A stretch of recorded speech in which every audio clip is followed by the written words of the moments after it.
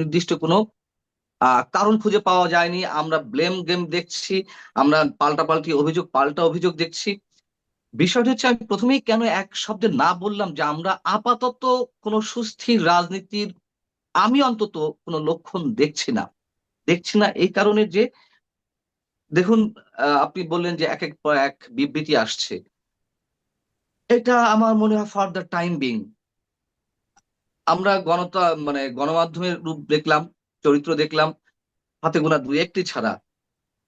প্রথম আলো, ডেইলি স্টারের এই ঘটনাটি কেন্দ্র করে তেমন কোন আমরা কি করি, আমরা একটা বড় কোনো ইভেন্ট ঘটলে আমরা মূল স্টোরি করি, আমরা সাইড সাইড স্টোরি করি, নানান ধরনের মানে হিউম্যান স্টোরি করি। কিন্তু প্রথম আলো, ডেইলি স্টারের ক্ষেত্রে এটি দেখা গেল না। ঠিক একইভাবে ছায়ানট, উদীচীর ক্ষেত্রে এটি দেখা গেল না ময়মনসিংহের ভালুকা, আপনার এলাকায় ময়মনসিংহের যে হিন্দু একজন যুবককে পিটিয়ে হত্যা করে গাছের সঙ্গে ঝুলিয়ে রাখা হলো, তারপর আবার আগুন ধরিয়ে দিল। এগুলো তেমন কোনোভাবে ইম্প্যাক্ট তৈরি করেনি আমাদের সমাজে, অন্তত গত 2 দিনের চিত্র যদি আমি বলতে পারি। মানুষের প্রতিবাদগুলো থমকে গেছে। মানুষের প্রতিবাদ যদি থমকে গিয়ে থাকে, আমি সেই জায়গা থেকে আওয়ামী লীগকে দোষ একটু দায়ী করবো। কেন? আমি একটু সংক্ষেপে বলি, সময় নেই। আওয়ামী লীগের সময় মনে করুন যে সাংস্কৃতিক সংগঠনগুলোকে, সামাজিক সংগঠনগুলোকে 1 টন 2 টন গম দিয়ে একেবারে নতজানু করে রেখেছিল। আমরা সবাই জানি বাংলাদেশে যে কোনো গণতান্ত্রিক আন্দোলন শুরু হয়েছে ছাত্রদের মাধ্যমে, পাশাপাশি সাংস্কৃতিক সংগঠনগুলো অগ্রণী ভূমিকা পালন করেছে, তারপর রাজনৈতিক শক্তিগুলো কিন্তু আপনার বিশাল রূপ দিয়েছে। আমরা দেখছি যে সাংস্কৃতিক সংগঠনগুলো, সামাজিক সংগঠনগুলো তারা ভয়ে চুপসে আছে। কেন? আওয়ামী লীগের সময়ই এদের মেরুদণ্ডগুলো ভেঙে ফেলা হয়েছে হালুয়া রুটির উচ্ছিষ্ট ভোগের উচ্ছিষ্টের ভাগ দিতে গিয়ে। যাও, জায়গায় আসি। বিষয়টি হচ্ছে যে প্রথম আলো, আপনি দেখেন যে তারা একটা রিপোর্ট করেছে, তারা বিবিসি একটা রিপোর্ট করেছে প্রথম আলোর কর্তৃপক্ষের কমেন্ট নিয়ে, যে তারা পুলিশের সহায়তা চেয়েছিল, সরকারের সহায়তা চেয়েছিল, সরকারের কয়েকজন শীর্ষ কর্মকর্তাকে, উচ্চ পদস্থ কয়েকজন, মানে যারা সরকার নিয়ন্ত্রণ করে তাদের মধ্যে কয়েকজনকে ফোন দিয়েছিল, সহযোগিতা কামনা করেছিল, কিন্তু কোনো রেসপন্স পাওয়া যায়নি। ঘটনা ঘটলো, তারপর হচ্ছে গিয়ে পুলিশ এলো, অন্যান্য আইন শৃঙ্খলা বাহিনী এলো, ততক্ষণে যা ঘটার ঘটে গেল। এবং আপনি দেখবেন যে এই যে মব যারা ক্রিয়েট করছে 5 আগস্টের পর থেকে, তারা আবার কোথাও কোথাও গিয়ে সান্ত্বনা দিচ্ছে। ওই যে কথায় আছে না, বহুল প্রচলিত একটা কথা, যে সর্প হয়ে দংশন করো, ওঝা হয়ে ঝাড়ো। আমরা এখন সেই চিত্র দেখতে পাচ্ছি। একের পর আবার দেখুন, আমাদের নোবেল লরিয়েট একজন মহামান্য সরকার প্রধান আছেন, তার কাছ থেকে মানুষ অনেক প্রত্যাশা ছিল। তিনি কি করছেন? যখনই কোনো বিপদে পড়েন তখন বিএনপি কে ডাকে, এনসিপি, জামাত সহ এই 3টা রাজনৈতিক দলকে ডাকে, ডেকে কি কান পড়া মন্ত্রণা দেয়। তারপর আবার মোটামুটি একটু স্থির হয়ে যায়। বিএনপি, বিশেষ করে বিএনপি যে হুঙ্কার হাক ডাক, তাতে মনে হয় ভয় পাই, সাথে সাথে নিয়ে বৈঠকে বসে বিএনপির নেতা কর্মীরা, তাও চা সমোসা ফাস্টফুড খেয়ে চলে আসে। এবং এই যে বিবৃতিগুলোর কথা বলছে, মানুষের মধ্যে যে একটা প্রতিক্রিয়া, এই প্রতিক্রিয়াগুলো আমি মনে করছি যে আমি চাই এর একটা বহিঃপ্রকাশ ঘটুক, একটা শক্ত প্রতিবাদ, যে কোনো অন্যায় একটা শক্ত প্রতিবাদ গড়ে উঠুক। কিন্তু আমি সন্ধিহান এর মধ্যে আরো অনেক ধরনের খেলা আছে। এবং বিবিসিতে যে রিপোর্ট করেছে খুবই সিগনিফিকেন্ট, যে প্রথম আলো নিজে বলছে যে তারা সরকারের শীর্ষ কর্তা ব্যক্তিদের কাছে ফোন দিয়েছিল, সাহায্য চেয়েছিল, কিন্তু কোনো ধরনের সাহায্য পায়নি। এবং আরো একটি বিষয় আমি আপনাকে বলি, ওই যে সর্প হয়ে দংশন করো, ওঝা হয়ে ছাড়ো, সরকারের পক্ষ থেকে যারা বিদেশ থেকে উস্কানি দিচ্ছে নানান ধরনের তাদের উদ্দেশ্য হাসিল করতে গিয়ে নানান ধরনের সাবোটাজ ঘটানো হচ্ছে, মব ক্রিয়েট করা হচ্ছে, তাদের কারো কারোর ফেসবুক অ্যাকাউন্ট বা সামাজিক যোগাযোগ মাধ্যম বন্ধ করার জন্য চিঠি দিয়েছে মেটাকে, ফেসবুক কর্তৃপক্ষকে।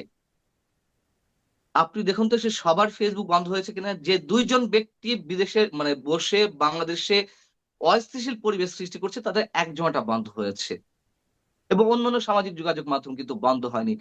এর সাথে আরো একটা কথা বলতে চাই, সেটি হচ্ছে যারা মব ক্রিয়েট করে আসছে 16 মাস ধরে, এবং সর্বশেষ প্রথম আলো এবং ডেইলি স্টারের ক্ষেত্রে, ছায়ানট, উদীচীর ক্ষেত্রে, দেশের বিভিন্ন স্থানে যারা এই কর্মকাণ্ডগুলো ঘটালো, তাদের কাউকে আজ পর্যন্ত কাউকে আটক করা হয়নি। নুরুল কবির ভাইয়ের উপরে যারা আক্রমণ চালালো, স্পষ্ট আমরা দেখছি। এবং ওই মব ক্রিয়েটকারীরা, তারা শুক্রবার সকালেও প্রথম আলো কার্যালয়ের সামনে গেল, আবার তারা গিয়ে হুঁশিয়ারি হুঙ্কার ছাড়লো, একজনকেও আটক করা হয়নি। সো আমি কিভাবে মানে আস্থা রাখবো যারা বিবৃতি দিচ্ছেন, যারা প্রতিবাদ করছেন, এইগুলো কন্টিনিউ হবে, অথবা তাদের এই বিবৃতি প্রতিবাদের বিপরীতে সরকার গঠনমূলক কিছু চিন্তা করবে, আমি আস্থা রাখতে পারছি না। জি। আচ্ছা, আরেকটা কথা, আমি আজকে খুব ইন্টারেস্টিং আমার একটা চোখে পড়লো, আপনার সঙ্গে শেয়ার করতেই চাই আমি, যে আমাদের প্রধান উপদেষ্টা যিনি প্রেস সেক্রেটারি, তিনি হুম, আপনি মনে করতে পারবেন কিছুদিন আগে বলেছিলেন উনি মব বলতে রাজি হননি। হুম, তিনি হুম, বলেছিলেন এটা নাকি প্রেশার গ্রুপ আর কি। জি, এবং আজকে দেখলাম যে উনি প্রথম আলোর মানে এই ঘটনার প্রেক্ষিতে উনি বলেছেন তিনি দুঃখিত এবং তিনি লজ্জিত, এবং তিনি বলেছেন যে এটা ওনারা ওনারা এটা পারেননি চেষ্টা করতে, উনি নাকি অনেককে ফোনও করেছিলেন, কাজ হয়নি। এবং উনি একজন সাবেক সাংবাদিক হিসাবে আমি কিন্তু এতে খুব খুশি হয়েছি, উনি যে নিজেকে সাবেক সাংবাদিক বলছেন, এখনো বলেন নাই যে আমি সাংবাদিক আছি। যাই হোক, উনি খুব দুঃখিত এবং লজ্জিত হয়েছেন। আপনার কি মনে হয় এই মানে ওনার এই যে দুঃখিত এবং লজ্জিত হলেন, এই কারণে আগামীতে মবকারীরা ওনার এই মানে চিন্তার প্রতি শ্রদ্ধা দেখিয়ে মব কমিয়ে দেবেন? না, আমার মনে হয় না। আমাকে কি বলা যায়, নিরাশবাদী বলতেই পারেন, হতাশবাদী বলতেই পারেন, কিন্তু আমি এত সহজে আশ্বস্ত হচ্ছি না। আমি তো এক্সাম্পল দিলাম আপনাকে কয়েকটা, যে যখনই সরকার কোনো বিপদে পড়ে তখন তাদের চরিত্রগুলো একেবারে সেকেন্ডের মধ্যে চেঞ্জ হয়ে যায়। এখন আপনি দেখুন, এই যে মিস্টার শফিকের কথা বললেন, প্রেস সচিব মিস্টার শফিকের কথা বললেন, তিনি কি বলেছেন? প্রেশার গ্রুপ তো বলেছেন তিনি মব বলতে ইচ্ছুক নন, এবং তিনি একাধিকবার বলেছেন এটা কোনো মব টব না, মব বলে আমরা এই সব মানুষদেরকে ছোট করছি, এরা হচ্ছে ফ্যাসিস্ট আওয়ামী লীগ সরকারের 15.5 বছর ধরে যারা বঞ্চিত ক্ষুব্ধ হয়েছেন, তাদের সেই ক্ষোভের বহিঃপ্রকাশ। তিনি নিজেও কিন্তু মবের মধ্যে পড়েছিলেন খুলনায় গিয়ে একটি অনুষ্ঠানে, প্রেস ক্লাবের মধ্যে গিয়ে। পরবর্তী তিনি বলেন না এটা মব না, আমার কাছে কিছু আবেদন জানাতে এসেছিল। আমরা দেখছি সচিবালয়ে একের পর এক উপদেষ্টা মবের মধ্যে পড়ছেন। আমরা দেখছি একটি বিশেষ রাজনৈতিক দলের একজন সাধারণ সম্পাদক, তিনিও তার নিজ এলাকায় নির্বাচনী প্রচারণা চালাতে গিয়ে যে কোনো কারণে হোক, ওই সময়টিতে তিনি নিজের জায়গায় যৌক্তিক থাক আর না থাক, তিনি মবের মধ্যে পড়েছিলেন। তিনিও কিন্তু এই মবকে প্রশ্রয় দিয়ে আসছিলেন। অর্থাৎ আমি যদি অন্যের জন্য গর্ত খুঁড়ি, মাসুদ ভাই, আমাকে সেই ফাঁদে পড়তেই হবে। অতএব যা কিছু ঘটেছে এখন তাদের দিকে যাবে, আমরা চাই না সেটি হোক, আমরা সর্বান্তকরণে চাই না, কিন্তু এটি প্রকৃতির প্রতিশোধ বলে একটা কথা আছে। এবং মিস্টার শফিক যে কথাটি বলেছেন আমি এত সহজে বিশ্বাস করি না। এবং উনি যে নিজেকে সাবেক সাংবাদিক পরিচয় দিয়েছেন, যেহেতু প্রথম আলো, ডেইলি স্টারের মতন দুটি বড় গণমাধ্যম আক্রান্ত হয়েছে, সেই জায়গা থেকে তো এখন আর মব বললে রেহাই নাই, মব বললে রেহাই নাই। এবং এই ডেইলি স্টার বা প্রথম আলোতে একজন চাকরি করতেন, সাংবাদিক ছিলেন, তিনি এখন সরকারের বড় কর্মকর্তা, বিদেশে আছেন। তিনি এখন কিন্তু নিজেকে সাংবাদিক বলেন না, তিনি বলেন যে আমি সরকারের পার্ট। তিনিও এক ধরনের মতকে আহ, তিনি প্রশ্রয় দিচ্ছেন, এবং আপনার মতন বা আনিস ভাইয়ের মতন আমাদের মতন অনেককে অ্যারেস্ট করার প্রতিনিয়ত এক ধরনের পরোক্ষ হুমকি দিচ্ছেন, পরোক্ষ হুমকি। সরকারের কর্মকর্তা পর্যায়ের লেভেলে আছেন এখন একজন সাবেক সাংবাদিক। তো আমি এত সহজে এদের উপরে 16 মাসের যে অনাস্থা আমাদের, আমি রাতারাতি একটা দুটো বিবৃতিতে আমি আস্থাশীল হতে চাই না। না, আপনি যখন আনিস আলমগীর প্রসঙ্গটা তুললেন, তো এই প্রসঙ্গে একটু আমি একটা কথা বলতেই চাই, যে আমরা আজকে দেখলাম যে এই প্রথম আলো এবং ডেইলি স্টারের ঘটনায় বিএফইউজে ওরা বিবৃতি দিয়েছে। বিএফইউজে মানে সরকারপন্থী, মানে বিএনপি এবং জামাতপন্থী যারা বিএফইউজে তারা দিয়েছে।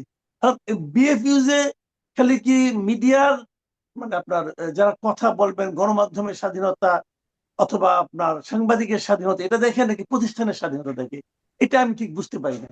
তারা ডেইলি স্টার প্রথম আলো নিয়ে আলোচনা করলেন, কিন্তু গণমাধ্যম হিসেবে তো আপনার আনিস আলমগীরও কথা বলেছেন গণমাধ্যম কর্মী হিসেবে, তিনি যখন অ্যারেস্ট হলেন তখন তাদের কোনো ভূমিকা দেখলাম না, তাদের কোনো বিবৃতিও দেখলাম না।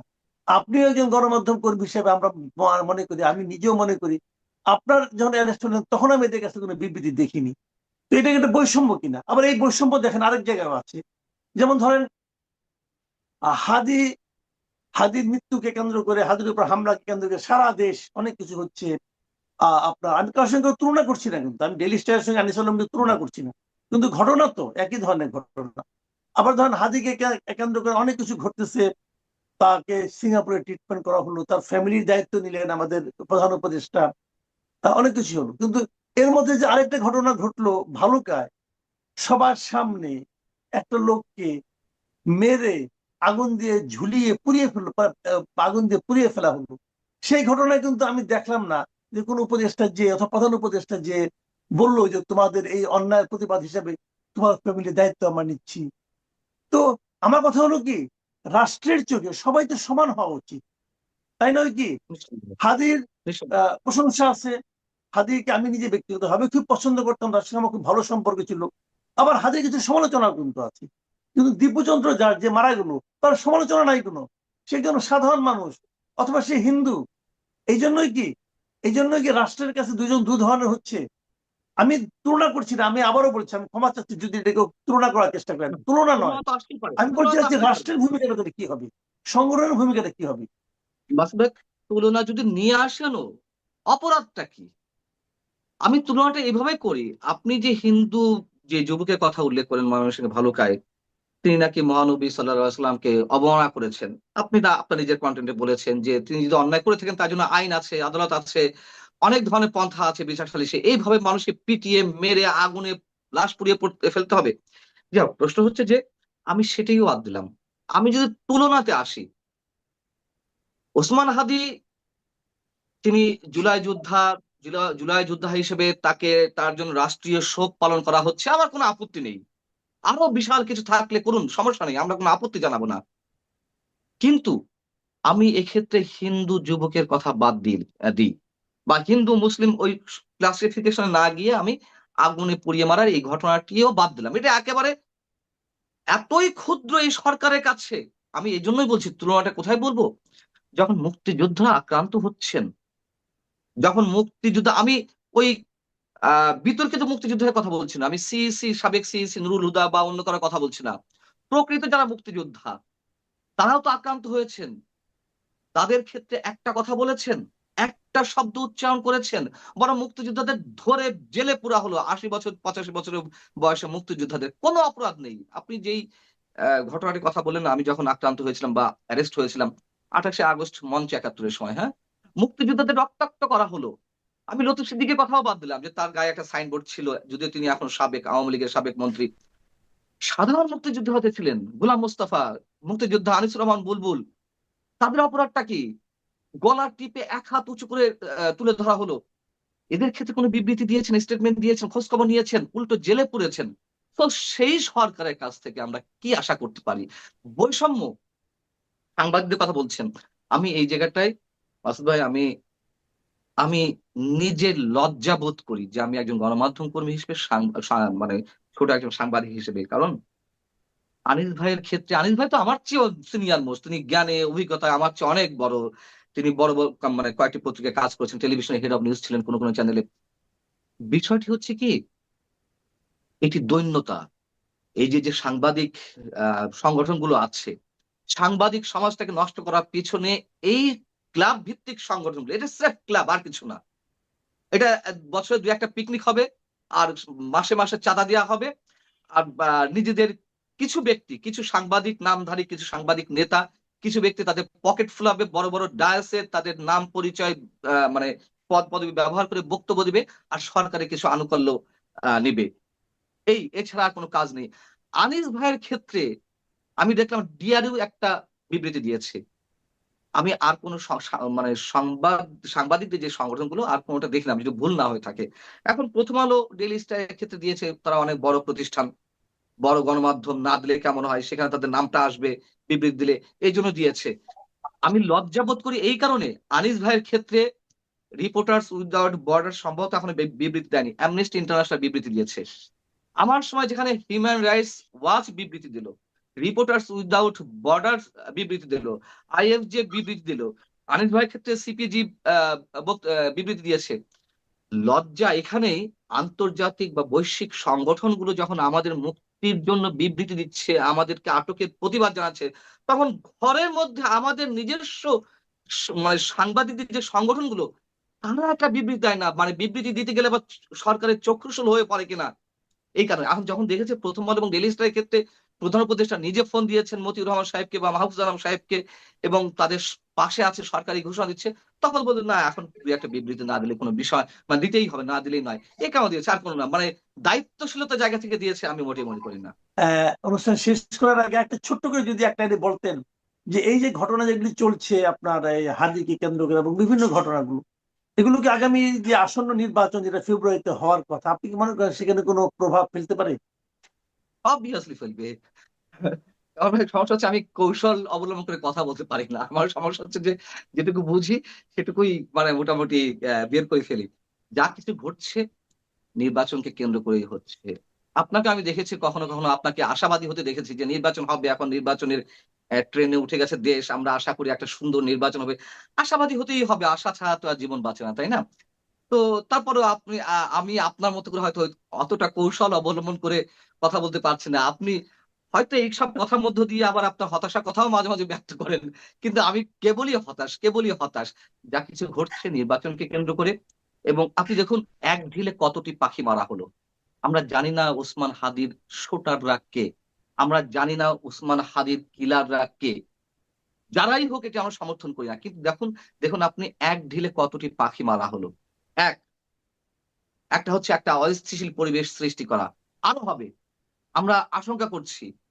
আমার কথা যেন মিথ্যা হয় আমি সেটি আশা করছি। কিন্তু আশঙ্কা রয়ে যাচ্ছে। এ ধরনের ঘটনা আরো ঘটনা হবে। একটা অস্থিতিশীল পরিবেশ সৃষ্টি করে নির্বাচনকে বিলম্বিত করা হবে। নির্বাচন দেয়া হবে না। এরকম একটা আশঙ্কা রয়েছে। ২, বিএনপির কাঁধে দোষ চাপিয়ে দেওয়ার চেষ্টা করা হলো। যদিও সেটি মানে হালে পানি পায়নি। ৩, তারেক রহমানকে তারেক রহমানের যে দেশে ফিরে আসার সম্ভাবনা রয়েছে বা আমরা আ শুনতে পাচ্ছি যেটা, সেটাকে বাধাগ্রস্ত করার একটা চরম প্রতিক্রিয়া। এই যে একটা অস্থিতিশীল পরিবেশ সৃষ্টি করা হবে, তারেক রহমান নিজেই লাইভ প্রত্যাশিতভাবে কোনো কিছু পেয়ে যায়, কোনো রাজনৈতিক সুবিধা, রাজনৈতিক পদ এবং পদবি, মান সম্মান মর্যাদা, এগুলো তো আসলে অর্জন করতে হয়। কিন্তু হঠাৎ করে দেখা গেল ভুইফোড় হিসাবে সিংহাসনে কাউকে বসিয়ে দেওয়া হলো। তখন যে জিনিসটি হয়ে যায় সেটি হলো যিনি বসেন তিনি নিজে অথবা তার আশেপাশে যারা লোক, তারা কাম, ক্রোধ, লোভ এবং লালসা, এই চারটি জিনিস দ্বারা পরিচালিত হতে থাকেন। লোভের বশবর্তী হয়ে তারা মানে এভাবে অর্থ উপার্জন করেন, আশেপাশে মানুষ সব বিরক্ত হয়ে যায়। যেটা আপনার প্রাপ্য নয় সেই জিনিসগুলো আপনি জোর করে নেবেন, যেটা আপনার সঙ্গে মানায় না। আপনি ধরেন ১০ লাখ টাকার মানুষ, কিন্তু ভিখারির সেই ধন আপনাকে অর্জন করতেই হবে, তার কাছ থেকে ছিনিয়ে নিতেই হবে। সেই ২ বিঘা জমির মতো, যে বিখ্যাত সেই ২ বিঘা জমি, বুঝেছো উপেন এ জমি লইব কিনা, এরকম।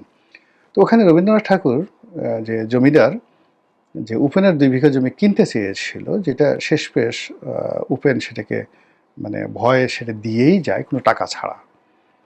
আর এখন যেটা হলো যে উপেনের কাছে কোনো কথা বলা হয় না, উপেনকে ঘাড় ধরে বের করে দেওয়া হয়, জমিগুলো দখল করে নেওয়া হয়। এটা বিশ্বব্যাপী জাহেল এবং জুলুমবাজদের এই ঘটনা হয়ে গেছে। এটা হলো লোভ।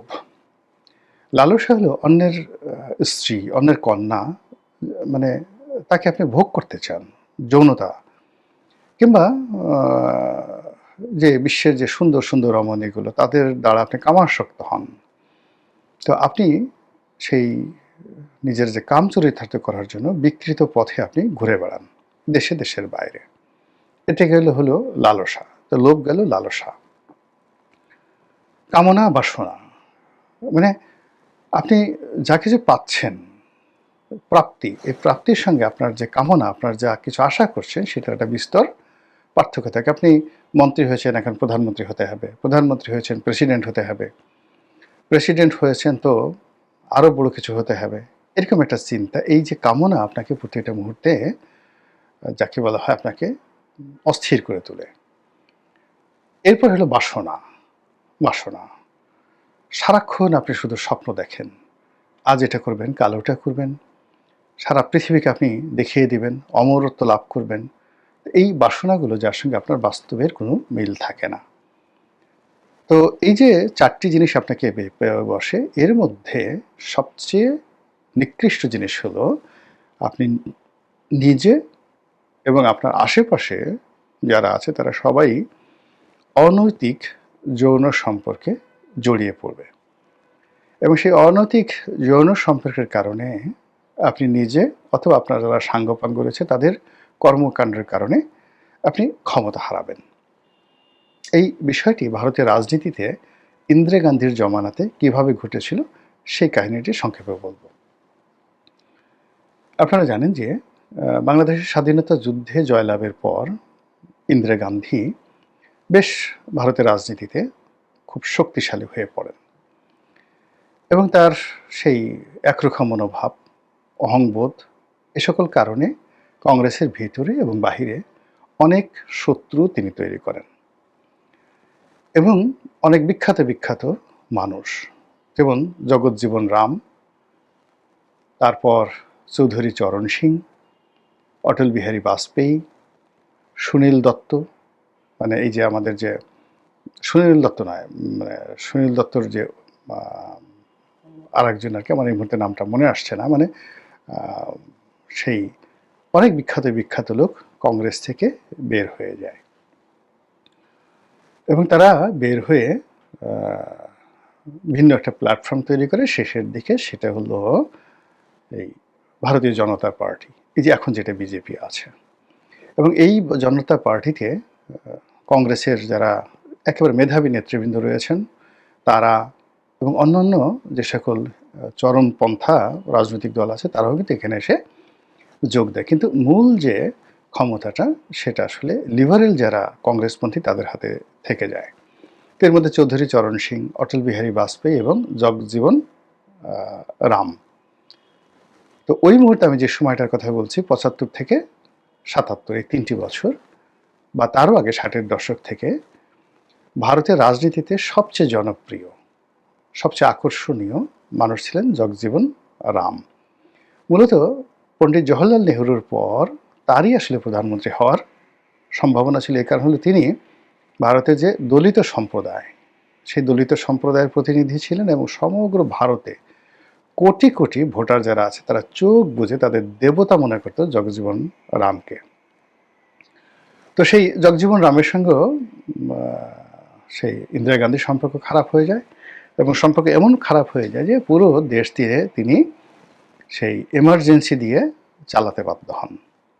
বহুদিন মানে ভারতে জরুরি অবস্থা বলবৎ ছিল, কোনো মানুষের মানে যাকে বলা হয় সেই সময়টাতে ন্যূনতম মানে স্বৈর শাসন কাকে বলা হয়, ঠিক সেই প্রায় 2 বছর তিনি এমার্জেন্সি দিয়ে দেশ চালান। এমার্জেন্সি দিয়ে দেশ চালানোর পরে তারপর তিনি যখন তিনি একটি নির্বাচন দেন, সেই নির্বাচনে ইন্দিরা গান্ধী পরাজিত হন, এবং সেখানে ওই যে জনতা পার্টির নেতৃত্বে সেই লাল বাহাদুর, মানে এটা লাল বাহাদুর শাস্ত্রী না, আর একজন লোক, আমার এই মুহূর্তে নাম মনে আসছে, ইতিহাস তো মানে আমি জাস্ট না দেখে আমি শুধু কাহিনীটা বলে যাচ্ছি, এখানে নাম মুখ্য উদ্দেশ্য নয়। তো যে প্রধানমন্ত্রী হন, কিন্তু ওখানে সরকারটা খুব আনস্টেবল সরকার ছিল। তো আনস্টেবল সরকার থাকার কারণে কি হচ্ছে, সেই আনস্টেবল সরকার সেটা পরিবর্তন হয়ে যাচ্ছিল। ও মনে পড়ছে, মোরারজি দেশাই।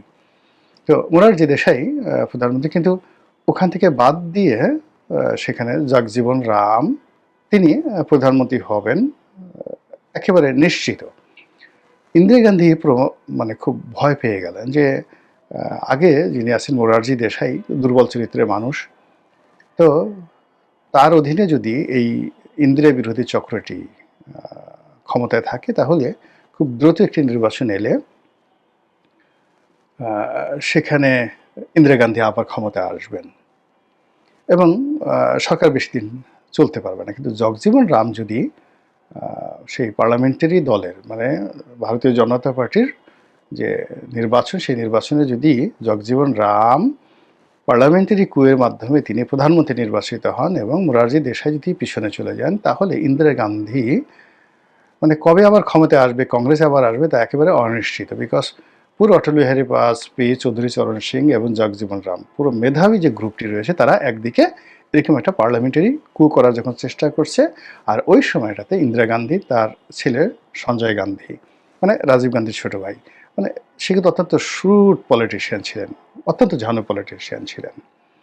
তো যাই হোক, তো এইরকম যখন একটা অবস্থা চলছে এবং দু এক দিনের মধ্যে বা এক সপ্তাহ দেড় সপ্তাহের মধ্যেই যে কোনো সময় একটা দুর্ঘটনা ঘটে পারে এবং সেই দুর্ঘটনার ফলে জগজীবন রাম তিনি ভারতের প্রধানমন্ত্রী হবেন। আর তিনি যদি ভারতের প্রধানমন্ত্রী হন তাহলে ইন্দিরা গান্ধীর কপালে দুর্ভোগ আছে। এইরকম যখন একটা টান টান উত্তেজনা, তখনই একটা দুর্ঘটনা ঘটলো। সেটা হলো জগজীবন রামের ছেলে সুরেশ রাম।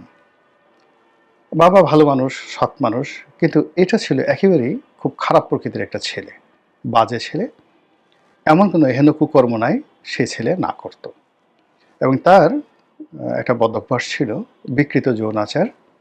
অল্প বয়সী মেয়েদেরকে আকৃষ্ট করে তাদের সঙ্গে যৌন সম্পর্ক তিনি জায়গা বেজায়গায় তিনি করতেন, কখনো গাড়ির মধ্যে, কখনো বনে জঙ্গলে, বিভিন্ন জায়গাতে।